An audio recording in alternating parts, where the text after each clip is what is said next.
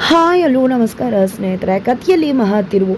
ಆ ಕಡೆ ಶರುವಿನ ಬಂಡವಾಳ ಹೊರಗಡೆ ಬರ್ತಿದೆಯಾ, ಈ ಕಡೆ ಶರು ಮತ್ತು ಸೀಮಾ ನಡುವೆ ನಡೆದಿರ್ತಕ್ಕಂಥ ಆ ಒಂದು ಘಟನೆ ಏನು, ಇಬ್ಬರ ನಡುವಿನ ಆ ಮಹಾರಹಸ್ಯ ಏನು, ಇದರ ನಡುವೆ ದೃಷ್ಟಿಗೆ ತನ್ನ ಅಕ್ಕನೇ ದತ್ತಾಬಾಯಿನ ಪ್ರೀತಿ ಅಂತಕ್ಕಂಥ ಸತ್ಯ ಗೊತ್ತಾಗಿ ಬಿಡುತ್ತಾ.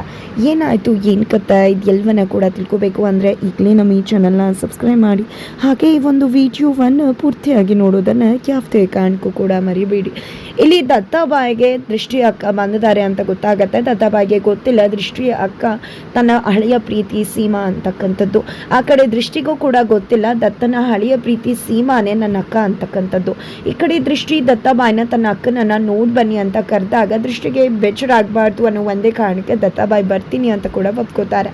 ಅತ್ತ ಕಡೆ ದೃಷ್ಟಿ ತನ್ನ ಅಕ್ಕನಿಗೋಸ್ಕರ ಚಕ್ಲಿ ಉಪ್ಪಿಟ್ಟು ಕೋಡ್ಬೆಲೆ ಹಾಗೆ ರವೆ ಉಂಡೆ ಎಲ್ಲವನ್ನ ಕೂಡ ಮಾಡ್ಕೊಂಡು ಹೋಗ್ತಾಳೆ. ಅಕ್ಕ ನಿನ್ಗೋಸ್ಕರ ಏನು ಮಾಡ್ಕೊಂಡು ಬಂದಿದ್ರು ನೋಡು ತಗೋ ಅಂತಿದ್ದಾಗ ಚುಪ ಚುಪ ಅಂತ ಪಟ್ಪಟ ಅಂತ ತಿಂದು ಹಾಕ್ಬಿಡ್ತಾರೆ ಎಲ್ಲವನ್ನ ಕೂಡ.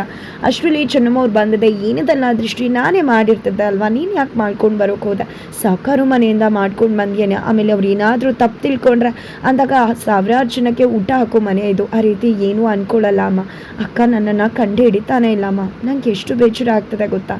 ಅಕ್ಕ ನನ್ನನ್ನು ಕಂಡು ಹಿಡಿಲಿಲ್ಲ ಅಂದರೆ ಇಷ್ಟು ವರ್ಷ ನನಗೆ ಎಷ್ಟು ಕಷ್ಟಪಟ್ಟೆ ಅಕ್ಕಂಗೋಸ್ಕರ, ಆದರೆ ಅಕ್ಕನೇ ನನ್ನ ಕಂಡು ಹಿಡಿಲಿಲ್ವಲ್ಲಮ್ಮ ಅಂತ ಹೇಳಿದಾಗ ನೊಂದ್ಕೋಬೇಡ ದೃಷ್ಟಿ. ಖಂಡಿತವಾಗ್ಲೂ ನಮ್ಮನ್ನು ಕಂಡು ಹಿಡಿದಾಗೆ ನಿನ್ನನ್ನು ಕಂಡು ಹಿಡಿತಾಳೆ, ಆದರೆ ಸ್ವಲ್ಪ ಸಮಯ ಬೇಕಾಗುತ್ತೆ. ಯಾಕೆ ಹೇಳು, ಮೊದಲು ನೀನು ಹೇಗಿದೆ ಆದರೆ ಇವಾಗ ಹೇಗಿದೆಯಾ, ತುಂಬ ಬದಲಾಗಿರ್ತೀಯ ಅಲ್ವಾ ದೃಷ್ಟಿ, ಅದಕ್ಕೋಸ್ಕರನೇ ಅವಳಿಗೆ ಸ್ವಲ್ಪ ಕಂಡು ಹಿಡಿಯೋದು ಕಷ್ಟ ಆಗ್ತದೆ ಅಂದಾಗ ದೃಷ್ಟಿ ಗೊತ್ತಾಗ್ಬಿಡುತ್ತೆ. ಓ ನಾನಾಗ ಚಿಕ್ಕವಳಾಗಿದೆ, ಈಗ ದೊಡ್ಡವಳಾಗಿದ್ದೀನಿ, ಅದಕ್ಕೆ ಅಕ್ಕ ಕಂಡು ಹಿಡಿತಿಲ್ವೇನೋ ಅಂತ. ಅದೇ ಕಾರಣಕ್ಕೆ ತನ್ನ ಚಿಕ್ಕದ್ರ ಫೋಟೋ ತೊಗೊಂಡು ಬಂದು ಅಕ್ಕ ನಾನು ನಿನ್ನ ತಂಗಿ ದೃಷ್ಟಿ ಅಕ್ಕ, ಇದೇ ಹುಡುಗಿ ನಾನು ಅಂತ ಹೇಳಿದಾಗ ಅಲ್ಲಿ ಸೀಮಾ ನೋಡ್ತಾಳೆ, ಫೋಟೋ ನೋಡ್ತಾಳೆ. ಬಟ್ ಎರಡಕ್ಕೂ ಒಂದು ಸಾಮ್ಯತೆನೇ ಇಲ್ಲ, ಬೇರೆ ಬೇರೆ ರೀತಿ ಕಾಣಿಸ್ತಿದ್ದಾರೆ. ಹಾಗಾಗಿ ಮಗುದೊಮ್ಮೆ ಆಕೆ ಕಂಡು ಹಿಡಿಯೋದ್ರಲ್ಲಿ ಸೋತು ಹೋಗ್ಬಿಡ್ತಾಳೆ ಸೀಮಾ. ಈ ಕಡೆ ದೃಷ್ಟಿಗೆ ಮತ್ತು ಬೇಜಾರಾಗ್ಬಿಡತ್ತೆ. ಏನಿದು ಚಿಕ್ಕದ್ರು ಫೋಟೋ ತಂದು ತೋರಿಸಿದ್ರು ಅಕ್ಕ ಕಂಡು ಹಿಡಿಲಿಲ್ವಲ್ಲ ಅಂತ. ಅಕ್ಕ ಅವಳಿಗೆ ಫ್ಲ್ಯಾಶ್ ಆಗುತ್ತೆ, ಓ ಮೈ ಗಾಡ್ ನಾನು ಬಿಳಿ ಬಣ್ಣ ಇದ್ದೆ ಅಲ್ಲ, ಆದರೆ ಇವಾಗ ಕಪ್ಪು ಮಸಿ ಬಳ್ಕೊಂಡ್ಬಿಟ್ಟಿದ್ದೀನಿ, ಅದೇ ಕಾರಣಕ್ಕೆ ಅಕ್ಕ ಕಂಡು ಹಿಡಿತಿಲ್ಲ ಅನ್ಸತ್ತೆ ಅಂತ ಅಂದ್ಕೊಂಡಿದ್ದೆ. ಸರ್ಪ್ರೈಸಿಂಗ್ ಆಗಿ ಬಂದು ಅಕ್ಕನ ಮುಂದೆ ನಿಂತ್ಕೋತಾಳೆ ಬಿಳಿ ಬಣ್ಣದ ದೃಷ್ಟಿ ಕಪ್ಪು ಮಸಿಯನ್ನು ತೆಗೆದು.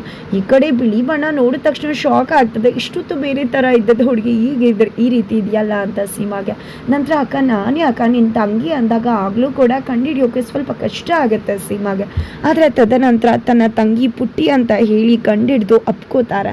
ನಂತರ ಈ ಕಡೆ ದತ್ತಾಬಾಯಿ ಹೆಂಡ್ತಿನೇ ದೃಷ್ಟಿ ಅಂತಕ್ಕಂಥ ವಿಷಯ ಗೊತ್ತಾಗತ್ತೆ. ಆಕೆ ಮನಸ್ಸಿಗೆ ಒಂದು ರೀತಿ ಸ್ವಲ್ಪ ಬೇಜಾರು ಕೂಡ ಆಗತ್ತೆ. ನಂತರ ಈ ಕಡೆ ಅಮ್ಮಂಗೆ ಅಮ್ಮ ಇಲ್ಲಿ ಹೀಗಿದ್ದಾಳೆ ಇಲ್ಲಿ ಹೀಗಿದ್ದಾಳಲ್ಲ ಅಂತ ಕೂಡ ಪ್ರಶ್ನೆ ಮಾಡ್ತಾರೆ ಫೋಟೋ ತೋರಿಸಿ. ಅದು ನನ್ನಿಂದಾನೇ ಸೀಮಾ ರೂಪ, ನೀನು ಯಾವಾಗ ನಮ್ಮನ್ನು ಬಿಟ್ಟು ಹೋದ್ಯೋ ಹಾಗೆ ದೃಷ್ಟಿ ಕೂಡ ನಮ್ಮನ್ನು ಬಿಟ್ಟು ಹೋಗ್ಬಿಟ್ರೆ ಅನ್ನೋ ಭಯದಲ್ಲಿ ಅವ್ರಿಗೆ ನಾನು ಕಪ್ಪು ಮಸಿಯನ್ನು ಬೆಳೆದ್ಬಿಟ್ಟೆ. ಆದರೆ ಇವಾಗ ಅದೇ ಕಷ್ಟ ಆಗಿಬಿಟ್ಟದ. ಬುದ್ಧಿ ಅವ್ರಿಗೆ ಇವಳು ಬೆಳ್ಳಗಿದ್ದಾಳೆ ಅಂತ ಗೊತ್ತಿಲ್ಲ, ಅವ್ರಿಗೆ ಬಿಳಿ ಹುಡುಗಿರ್ ಕಂಡ್ರು ಕೂಡ ಆಗೋದಿಲ್ಲ.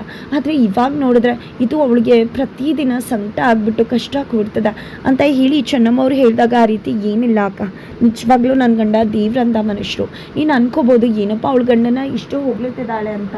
ನಾನು ಹೊಗ್ಲುತ್ತಿರೋದು ಯಾವುದೇ ಕಾರಣಕ್ಕೂ ಅತಿಶಯೋಕ್ತಿ ಆಗೋದಿಲ್ಲ ಅಕ್ಕ, ನಿಜವಾಗ್ಲೂ ನನ್ನ ಗಂಡ ದೇವ್ರಂತ ಮನುಷ್ಯರ ಅಂತ ಹೇಳಿ ಇಲ್ಲಿ ಸೀಮಾಗೆ ದೃಷ್ಟಿ ಹೇಳ್ತಾಳೆ. ತದನಂತರ ಆ ಕಡೆ ದತ್ತ ಕೂಡ ದೃಷ್ಟಿ ಮನೆಗೆ ಹೋಗಿ ಅವ್ರ ಅಕ್ಕನ ನೋಡ್ಕೊಂಡು ಬರೋಣ, ಜೊತೆಗೆ ಅವ್ರ ಮನೆಗೆ ಹೋಗಿ ಅವ್ರಿಗೆ ಅವಮಾನ ಆಗಿದೆ, ನಾನು ಕುಡ್ಕೊಂಡು ಹೋಗಿದ್ದೆ ಅಂತ ಅಂದ್ಕೊಂಡಿದ್ದಾರೆ, ಅದನ್ನು ಕ್ಲಿಯರ್ ಮಾಡಿ ಕ್ಷಮೆ ಕೇಳಿ ಬರೋಣ ಅಂತ ಅಂದ್ಕೊಂಡಿದ್ದೆ. ದತ್ತಾಬಾಯಿ ದೃಷ್ಟಿ ಮನೆ ಕಡೆ ಬರ್ತಿದ್ದಾರೆ.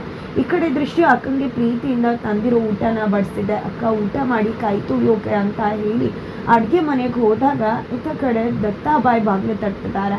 ಆದರೆ ಇಲ್ಲಿ ಚೆನ್ನಮ್ಮ ಮತ್ತು ದೃಷ್ಟಿ ಅನ್ಕೋತಾರೆ ರಾಜುನು ಅಪ್ಪನೂ ಬಂದಿರಬೇಕು ಅಂತ ಹೇಳಿ. ಹಾಗಾಗಿ ದೃಷ್ಟಿ ಬಿಳಿ ಬಣ್ಣದಲ್ಲೇ ಇದ್ದರೂ ಕೂಡ ಚೆನ್ನಮ್ಮ ಅವರು ಡೋರ್ ಓಪನ್ ಮಾಡ್ತಾರೆ. ಡೋರ್ ಓಪನ್ ಮಾಡ್ತಿದ್ದಾಗೆ ಗಾಬರಿ ಬಿದ್ದುಬಿಡ್ತಾರೆ. ಬಿಕಾಸ್ ಅಲ್ಲಿ ಬಂದಿರೋದು ದತ್ತಾಬಾಯಿ. ತನ್ನ ಮಗಳು ಬಿಳಿ ಇದ್ದಾಳೆ, ನೋಡ್ಬಿಟ್ರೆ ಏನಪ್ಪ ಮಾಡೋದು ಅಂತ ಗಾಬರಿಯಿಂದ ಹಿಂದೆ ತಿರುಗಿ ನೋಡ್ತಾರೆ. ಬಟ್ ಆಲ್ರೆಡಿ ದೃಷ್ಟಿ ಅಲ್ಲಿಲ್ವೇ ಇಲ್ಲ.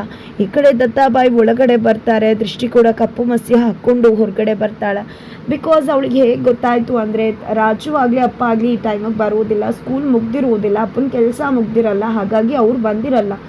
ಕಿಶೋರ್ ಅಣ್ಣನೋ ಸೈಲೆಂಟ್ ಅಣ್ಣನೋ ಬಂದಿರಬೇಕು, ಅವ್ರಿಗೆ ನನ್ನ ಬಿಳಿ ಬಣ್ಣದ ಸತ್ಯ ಗೊತ್ತಾಗಬಾರ್ದು ಅಂತ ಹೇಳಿ ಅವಳು ಹೋಗಿ ಕಪ್ಪು ಮಸಿನ ಹಾಕ್ಕೊಂಡು ಬರ್ತಾಳೆ. ಬಟ್ ಅಲ್ಲಿ ಬಂದಿರೋದು ದತ್ತಾಬಾಯಿ ಆಗಿರ್ತಾರೆ. ನಂತರ ಇಲ್ಲಿ ದತ್ತಾಬಾಯಿ ದಯವಿಟ್ಟು ಕ್ಷಮಿಸ್ಬಿಡಿ ಚೆನ್ನಮ್ಮವ್ರೆ, ನಾನು ನಿಮ್ಮ ಮನೆಗೆ ಅವತ್ತು ಬಂದಾಗ ನಾನು ಕುಡ್ಕೊಂಡು ಬಂದಿರಲಿಲ್ಲ. ಆದರೆ ಹೇಗೆ ನನಗೆ ಮತ್ತಿರ್ತು ಅನ್ನೋ ವಿಷಯನೇ ನನಗೆ ಗೊತ್ತಿಲ್ಲ. ಆದರೆ ನನ್ನಿಂದ ನಿಮಗೆ ತುಂಬಾ ನೋವಾಗಿದೆ, ಅವಮಾನ ಆಗಿದೆ. ಅದೇ ಕಾರಣಕ್ಕೆ ಕ್ಷಮೆ ಕೇಳ್ತಿದ್ದೀನಿ ಅಂದಾಗ, ಅಯ್ಯೋ ಬುದ್ಧಿಯವರೇ, ನೀವ್ಯಾಕೆ ಕ್ಷಮೆ ಕೇಳ್ತೀರಾ, ಆ ರೀತಿ ಏನೂ ಬೇಡ ಅಂತ ಹೇಳ್ತಾರೆ. ತದನಂತರ ಇಲ್ಲಿ ದತ್ತಾಬಾಯಿ ನಿಮ್ಮ ಚಿಕ್ಕ ಮಗಳು ಹೇಳಿದ್ಲು, ನಿಮ್ಮ ದೊಡ್ಡ ಮಗಳು ಮನೆಗೆ ಬಂದಿದ್ದಾರಂತೆ, ಹಾಗಾಗಿ ನೋಡ್ಕೊಂಡು ಹೋಗೋಣ ಅಂತ ಬಂದೆ ಅಂತಿದ್ದಾಗ, ಹಾಂ ಬುದ್ಧಿಯವ್ರೆ ಇರಿ ಕರ್ಕೊಂಡು ಬರ್ತೀನಿ ಅಂತ ಹೇಳಿ ಬರ್ತಿದ್ದಾರೆ. ಆಲ್ರೆಡಿ ಅಲ್ಲಿ ಸೀಮಾ ಅಡುಗೆ ಮನೆಯಿಂದ ದತ್ತನನ್ನು ನೋಡಿ ಅವಳ ಹಳೆಯ ನೆನಪುಗಳನ್ನೆಲ್ಲ ಮೆಲುಕು ಹಾಕಿದ್ಲು. ಅವಳ ಹಳೆಯ ನೆನಪುಗಳೆಲ್ಲವೂ ಕೂಡ ಅವಳಿಗೆ ಕಾಡಿತ್ತು. ದತ್ತಾಬಾಯಿ ಜೊತೆ ಕಳೆದಿರೋ ಕ್ಷಣಗಳು, ದತ್ತಾಬಾಯಿ ತನ್ನ ಪ್ರೀತಿ ಹೇಳ್ಕೊಂಡಿದ್ದು, ಪ್ರೀತಿಯಿಂದ ಕಾಳಜಿ ಮಾಡಿ ಪ್ರೀತಿ ಮಾಡಿದ್ದು. ಆದರೆ ಆ ಒಂದು ಪ್ರೀತಿಯನ್ನು ಒದ್ದು ದತ್ತಾಬಾಯಿ ಪ್ರೀತಿಯನ್ನು ಅಣಕಿಸಿ ಮೋಸ ಮಾಡಿ ಹೋಗಿದ್ದು ಎಲ್ಲವನ್ನ ಕೂಡ ಸೀಮಾ ನೆನಪು ಮಾಡ್ಕೋತಾಳೆ.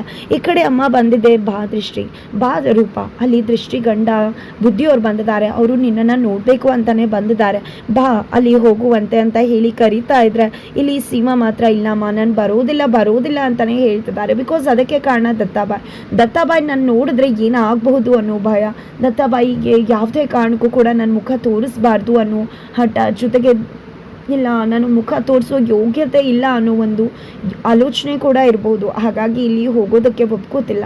ಅಮ್ಮ ತುಂಬ ಕನ್ವಿನ್ಸ್ ಮಾಡ್ತಾರೆ, ಆದರೂ ಕೂಡ ಒಪ್ಕೊಳ್ಳೋದಿಲ್ಲ. ನಂತರ ಬಂದಿದೆ ಬುದ್ಧಿಯವರೇ, ನನ್ನ ಮಗಳಿಗೆ ಯಾವುದೂ ಕೂಡ ಕರೆಕ್ಟಾಗಿ ನೆನಪಿಲ್ಲ, ಅವಳು ಯಾರ ಜೊತೆ ಮಾತಾಡೋದಿಲ್ಲ, ಮೊದಲಿನ ಹಾಗೆ ಇಲ್ಲ, ನಿಜವಾಗ್ಲೂ ಅವಳ ಬದುಕಲ್ಲಿ ತುಂಬ ದೊಡ್ಡ ಆಘಾತ ಆಗಿದೆ ಅನಿಸುತ್ತೆ. ಹಾಗಾಗಿ ಅವಳು ಎಲ್ಗೂ ಕೂಡ ಬರ್ತಿಲ್ಲ. ದಯವಿಟ್ಟು ಅವಳು ಹುಷಾರಾದಮೇಲೆ ನಾನೇ ಕರ್ಕೊಂಡು ಬರ್ತೀನಿ, ನೀವು ಏನೂ ಕೂಡ ತಪ್ಪು ತಿಳ್ಕೊಬೇಡಿ ಅಂದಾಗ, ಹಾಗೇನಿಲ್ಲ ಅವ್ರು ಹುಷಾರಾಗಲಿ ಆಮೇಲೆ ಬಂದು ನೋಡಿದ್ರೆ ಆಯಿತು ಅಂತ ಹೇಳ್ತಾರೆ. ತದನಂತರ ಈ ಕಡೆ ದತ್ತಾಬಾಯಲ್ಲಿಂದ ಹೊರಡ್ತಾರೆ. ಆ ಕಡೆ ಶರು ಮಾಸ್ಕ್ ಮ್ಯಾನ್, ಯಾವ ವ್ಯಕ್ತಿ ಇಲ್ಲಿ ಶರುಗೆ ಪ್ರತಿ ಬಾರಿ ಬಂದು ಹೆಲ್ಪ್ ಮಾಡ್ತಿದ್ರು, ದೃಷ್ಟಿ ಮೇಲೆ ಅಟ್ಯಾಕ್ ಮಾಡಿದ್ರು, ಅದೇ ವ್ಯಕ್ತಿ ಮಾಸ್ಕ್ ಮ್ಯಾನ್ ನನ್ನ ಭೇಟಿ ಮಾಡೋದಕ್ಕೆ ಶರು ಮನೆಯಿಂದ ಹೊರಟಿದ್ದಾಳೆ. ಆ ಕಡೆ ತಂಗಿಗೂ ಕೂಡ ಸುಳ್ಳು ಹೇಳಿದಾಳೆ, ನಾನು ರೂಮಲ್ಲೇ ಇದ್ದೀನಿ ಅಂತ ಹೇಳಿ. ಆದರೆ ಆಕೆ ಹೊರಗಡೆ ಹೋಗಿದ್ದೆ ಆ ವ್ಯಕ್ತಿನ ಭೇಟಿ ಮಾಡ್ತಿದ್ದಾರೆ. ಆ ವ್ಯಕ್ತಿಗೆ ಇಲ್ಲಿ ಶರು, ನೀನು ನನಗೆ ತುಂಬ ಬಾರಿ ಹೆಲ್ಪ್ ಮಾಡಿದ್ಯಾ, ನಿಜವಾಗ್ಲೂ ನಿನ್ನಿಂದಾಗಿ ನಾನು ತುಂಬ ಬಾರಿ ಸೇಫ್ ಆಗಿದ್ದೀನಿ, ಇಲ್ಲಾಂದರೆ ಖಂಡಿತ ಸಿಕ್ಕಿ ಬೀಳ್ತಿದ್ದೆ ನಾನು, ನೀನು ಯಾವುದೇ ಉಪಯೋಗ ಇಲ್ಲದೆ ನನ್ನ ಹತ್ರ ಸಹಾಯ ಮಾಡಿಕೊಂಡು ನನಗೆ ಹೆಲ್ಪ್ ಮಾಡಿಕೊಂಡು ನನ್ನನ್ನು ಯಾಕೆ ಸೇವ್ ಮಾಡ್ತಿದ್ಯಾ, ನಿಂಗೂ ಏನೋ ನನ್ನಿಂದ ಆಗಬೇಕಾಗಿದೆ ಅನಿಸುತ್ತೆ, ಏನಾಗಬೇಕು ಹೇಳು, ನನಗೂ ಕೂಡ ನಿನ್ನ ಹೆಲ್ಪ್ ಬೇಕಾಗಿದೆ, ಅದಕ್ಕೂ ಮುನ್ನ ನಾನು ನಿನ್ನ ಮುಖ ನಾನು ನೋಡಬೇಕು ಅಂತ ಶರು ಹೇಳ್ತಾರೆ. ಆದರೆ ನೋಡಬೇಕು ಅಂದರೆ ನೀವು ನನಗೆ ಫ್ರೆಂಡ್ಶಿಪ್ ಮಾಡ್ತೀನಿ ಅಂತ ಪ್ರಾಮಿಸ್ ಮಾಡಬೇಕು ನನ್ನ ಜೊತೆ ಅಂತ ಹೇಳಿದಾಗ, ಖಂಡಿತ ಅಂತ ಹೇಳಿ ಪ್ರಾಮಿಸ್ ಮಾಡ್ತಿದ್ದಾರೆ ಶರು. ಹಾಗಿದ್ರೆ ಫೈನಲಿ ಮಾಸ್ಕ್ ಓಪನ್ ಆಗ್ತಿದೆಯಾ, ಅಲ್ಲಿ ಇರ್ತಕ್ಕಂಥ ವ್ಯಕ್ತಿ ಯಾರು, ಇಲ್ಲಿ ಶರು ಜೊತೆ ಕೈ ಜೋಡಿಸೋಕ್ಕೆ ಬಂದಿದ್ದ ವ್ಯಕ್ತಿ ಯಾರಿರ್ಬೋದು, ಬಜರಂಗಿನೇ ಶರು ಜೊತೆ ಇದ್ದು ಆಕೆಯ ಮಾಸ್ಟರ್ ಪ್ಲಾನ್ ಅನ್ನ ತಿಳ್ಕೊಂಡಿದ್ದೆ. ಈ ಕಡೆ ದತ್ತನ ಮುಂದೆ ಆಕೆಯನ್ನ ರಿಯಲ್ ಫೀಸ್ ಅನ್ನ ಓಪನ್ ಮಾಡೋದಕ್ಕೆ ಡ್ರಾಮಾ ಮಾಡ್ತಿದ್ದಾರಾ ಅಥವಾ ಬೇರೆಯವರ